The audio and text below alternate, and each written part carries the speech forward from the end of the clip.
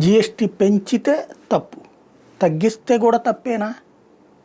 పెంచినప్పుడు స్వార్థం కోసం పెంచినట్టు, తగ్గించినప్పుడు స్వార్థం కోసమే తగ్గించినట్టు. ఏంటిది? భారతదేశంలో 14 రకాలైనటువంటి పన్నుల్ని ఏకీకృతం చేసింది జిఎస్టీ. రాష్ట్రాలు ఇష్టం వచ్చినట్టు, కర్ణాటకలో ఒక రకం ట్యాక్స్ ఉంటుంది, ఆంధ్రలో ఒక రకం ట్యాక్స్ ఉంటుంది. ఒక కంపెనీ వాడు, విదేశీ వాడు వచ్చి ఇక్కడ సరుకు తయారు ఇక్కడ సరుకు అమ్మాలంటే ఈ రాష్ట్రంలో ఒక పద్ధతి, ఆ రాష్ట్రంలో ఒక పద్ధతి. దీని మూలంగా ఒక చెక్ పోస్టుల తలనొప్ప, పన్నుల వ్యాపారులు, పన్నులకు సంబంధించిన అధికారుల తలనొప్ప, లంచాలు కుప్పలు తెప్పలు తినేవాళ్ళు ఆ రోజున, ఏడుపిచ్చుకు తినేవాళ్ళు వ్యాపారులు.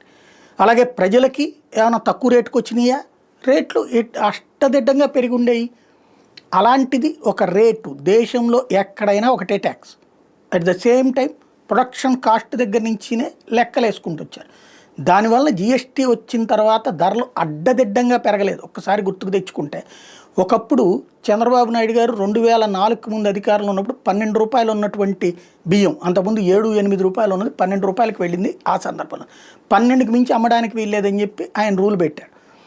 అదే రాజశేఖరుడు వచ్చే టైంకి 40 రూపాయలకి పెరిగిపోయింది. 45 రూపాయలు, 50 రూపాయలు దాకా వెళ్ళి ఆ తర్వాత 40 రూపాయల దగ్గర కట్టడి చేశారు. అంటే ఎన్నాళ్ళు ఇది? కేవలం 2-3 ఏళ్లలో 12 ఎక్కడ, 40 ఎక్కడ? ఆ లెక్కను చూస్తే రాజశేఖరుడు ఎప్పుడు పరిపాలించింది? 2004-2009లో. ఇవాళ ఎంత ఉంది? 50 రూపాయలు, 60 రూపాయలు కదా బియ్యం. అంటే ఇన్నేళ్లలో ఎంత పెరిగినట్టు? జిఎస్టీలు వచ్చిన తర్వాత 17 నుంచి పెరిగిన లెక్క వేసుకున్నా సరే. అంటే ప్రాక్టికల్గా ఏది అవసరమో, ఎక్కడ అవసరమో, ఏ రేంజ్లో పెట్టాలో పెట్టుకొచ్చారు. ఇప్పుడు జిఎస్టీ ద్వారా పన్ను ఎగవేత తగ్గేటప్పటికి ఆదాయం పెరిగింది. ఆదాయం పెరిగింది కాబట్టి కొంత అందులో వెసులుబాటు ప్రజలకు ఇద్దాం అనుకున్నారు. ఇన్కమ్ ట్యాక్స్ ఇదివరకు చాలామంది ఎగ్గొట్టేవాళ్ళు, అసలు ట్యాక్స్కి సబ్మిట్ చేసేవాళ్లే కాదు. ఇవాళ ట్యాక్స్లు సబ్మిట్ చేస్తున్నారు కాబట్టి 15 లక్షల దాకా ఎగ్జామ్షన్స్ వచ్చింది. 12 లక్షలు ఖచ్చితంగా ట్యాక్సే లేదు, 15 లక్షల దాకా ఏదో చిన్నపాటి ట్యాక్స్ పడుతుంది. అలాగే జిఎస్టీలోనైనా సరే వెసులుబాట్లు ఇచ్చారు. అంటే ప్రభుత్వానికి ఆదాయం పెరిగాక ఒకప్పుడు 12,000 కోట్ల బడ్జెట్, 12 లక్షల కోట్ల బడ్జెట్, ఇవాళ 50 లక్షల కోట్ల బడ్జెట్.